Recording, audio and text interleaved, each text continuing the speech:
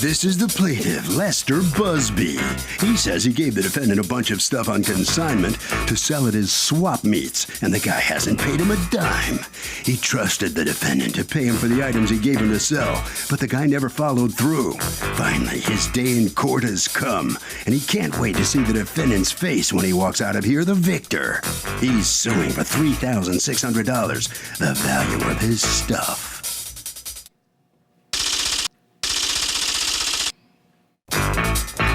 This is the defendant, Dave Raby.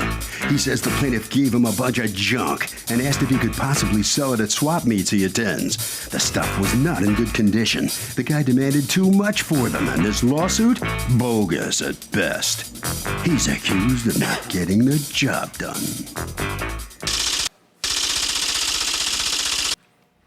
You're welcome, ma'am. Lester Busby? Yes. You are suing David Raby for $3,600, the value of items that you say you have consigned to him throughout the years, and he has not paid you for. Tell me what's going on. Back in 2006, I advertised a motorcycle for sale, and Mr. Raby answered that ad, and he came, and he bought that motorcycle. He paid me cash for it. I also had a car hauler trailer for sale for $1,200, and he wanted that as well.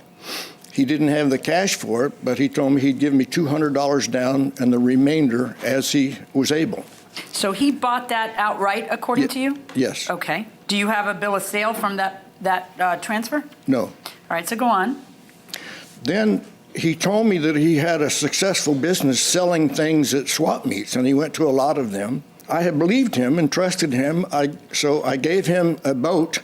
I wanted $1,200 for it. And also, I gave him an antique, huge chandelier, and I wanted $1,200 for that as well. Then, later on, I gave him a BMW automobile, and he sold that. He didn't get as much for me as I wanted, but I accepted that. Then, in 2009 or 10, somewhere in there, I gave him a GMC truck to sell. I wanted $1,800 for it. But okay, so now years have passed and he has the chandelier and hasn't sold it and hasn't paid you That's for it right. and hasn't returned it? No. So why would you give him the truck? The economy was down, and so I still believed that he would sell it eventually. Okay, and so he also, by this point, he has the chandelier in the boat when you give him the truck. That's true. Okay. So then the truck. And the trailer that he hasn't paid for 6 years? That's correct. All right. So then he didn't sell the truck for a long time. And then I would call him every 2 or 3 months and ask him to pay me. And his answer was always the same: I'll be there in about a week and Okay, give but you some didn't money. you think that maybe he was a thief? No, I don't think so. After 5 years of not paying you for the trailer that he took possession of? I just think he's irresponsible. No, okay, but then why would you hand the truck to a guy who's that much of either a thief or of an irresponsible person that you're never going to see money I out of? admit that I made a mistake. Right. So then he got to where he wouldn't return my calls. Didn't see at that all. coming. And so I started writing him letters. I wrote him a letter in June laying out our terms, asking him to pay me, and he did not respond. I waited a month, so I wrote him another letter in July asking him the same thing, to pay me. I know. You wrote him the letters of a lifetime. 5 years after he had all your property. What's going on? What are you doing to this man? Actually, his chain of events are off. What are your chain of events? He wanted to get rid of some things. He was in a financial situation. He needed to sell his house. I referred him to a real estate agent. I did many other things for him. I helped him move. I took the BMW, did various repairs to it to get it up and running. Why are you doing all this? I used to be in the business of buying and refurbishing cars. So you were taking a cut? I intended to. Okay. Now, the trailer, is it correct that you purchased it from him for $1,200? We agreed on $1,000. Okay. No. You say it's $1,000, you say it's $1,200. Is there anything in writing between the two of you that would back either one of you? No. Okay. Now, how much of that money did you pay? I gave him 3 $200 payments, but not really towards the trailers, just because he needed the money. I mean, I gave him $200 down the day I took the trailer. Okay. But since then, I've done thousands of dollars worth of stuff for him, and we were going to work it out. Did you make 2 other $200 payments, or did you do thousands of dollars worth of stuff? Both. Okay. Do you have any proof of the other $200 payments? Well, I gave him the money. He's an honest Do you guy. have any proof of No, I do not. Did he pay you two other $200 payments? No, he did not. Okay, he's an honest man, so I should just go by that, right? Okay, He you don't have paid me receipts for $1,000. any cash payments? No, I don't. Okay, now, let's talk about the Chandelier. Tell me about that. When he moved from his house, he didn't have anywhere to put anything. I came and picked it up. I put it in storage for a few months before I had time to open the box and take it out. And when I did that, I was going to assemble it, put all the crystals on, and put it on eBay. At that time, I realized that about half the crystals were busted, cracked, and missing. I called him and explained to him that it wasn't going to be worth selling because it wasn't complete. He asked me to look into the cost of refurbishing it. I found crystals from $10 to $15 a piece to replace them. He didn't want to put any money into it. And I took it as it was and consigned it to a shop, an antique shop, for $200. And it sat there for over 2 years. He never came and got it. It never sold. He never came and got it. Stop. Do you have any written agreement with him for me to look at about the consignment that he gave to you of the Chandelier? No. Do you have any written agreement for me to look at of the consignment that you gave to that shop? Because he didn't go to the shop, right? You're the one who signed the paperwork? Yes. Right. Do you have your consignment agreement with the shop? I don't have it anymore. I did it one time. After the Chandelier was there for about 2 years, and the owner of the shop passed away, and I never pursued it with their family. All right. How would you not owe him then for the Chandelier? Well, Whether it's $5 or $500, how would you not owe him for the Chandelier? Actually, I feel like I do. I came to his house. Now, do you have a picture of the Chandelier so that I can make some accurate assessment of what the thing's value is? No, I do not. Okay. But I actually came to his house and talked to him about the Chandelier, talked to him about the fact that it was gone, and we agreed that I would pay him $200 for it. And did you? No, I have not. Okay.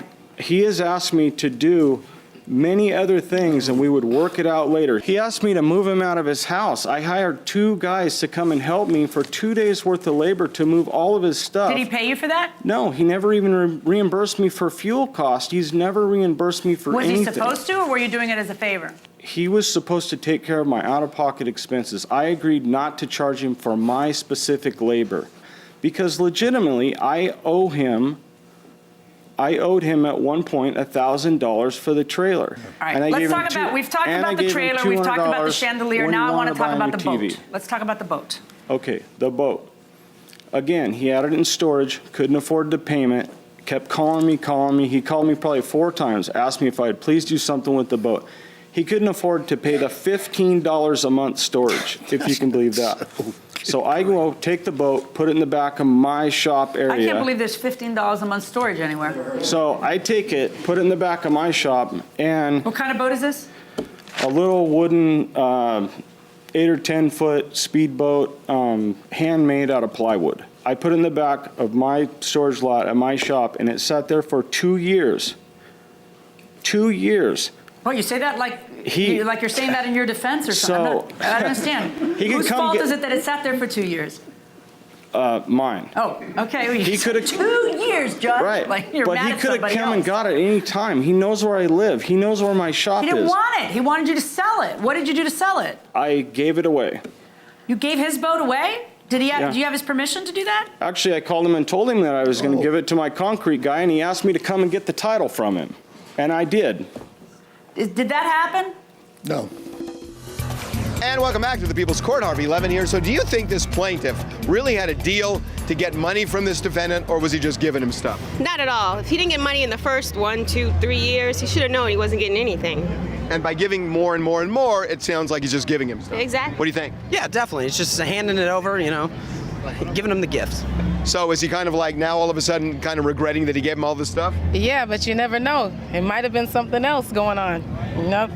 I love your conspiracy theory. I love that. Going inside the courtroom. Did you give him the title from the beginning? Yes, I did.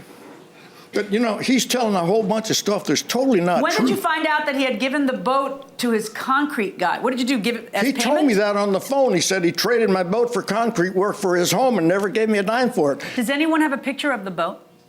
No, I Can you lost describe it. the boat to me? I paid $1,200 for it, and I reduced the price to $400, hoping he would sell it, but he still didn't sell it. And he didn't tell me he was giving it away. He What told kind me of that concrete afterwards. work did you have done?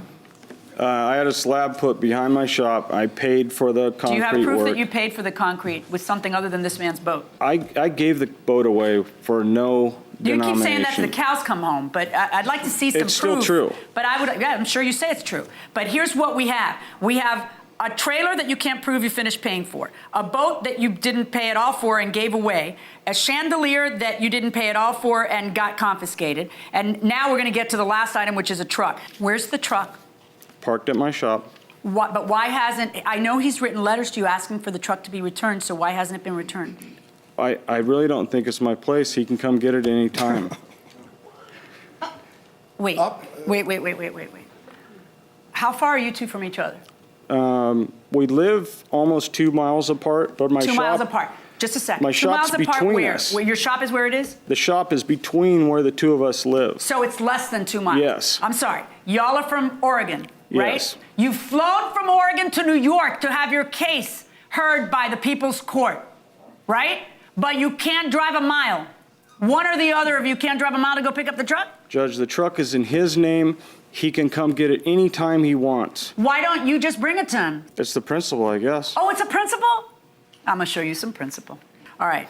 As far as the trailer is concerned, I don't trust him as far as I can throw him. I find that he owes you $1,000. As far as the boat is concerned, I believe that he, in fact, used it for the concrete work. I say he owes you $400 on that, which is what you said you were trying to sell the boat for. As far as the chandelier, I say he owes you the $200 that you were trying to sell the chandelier for.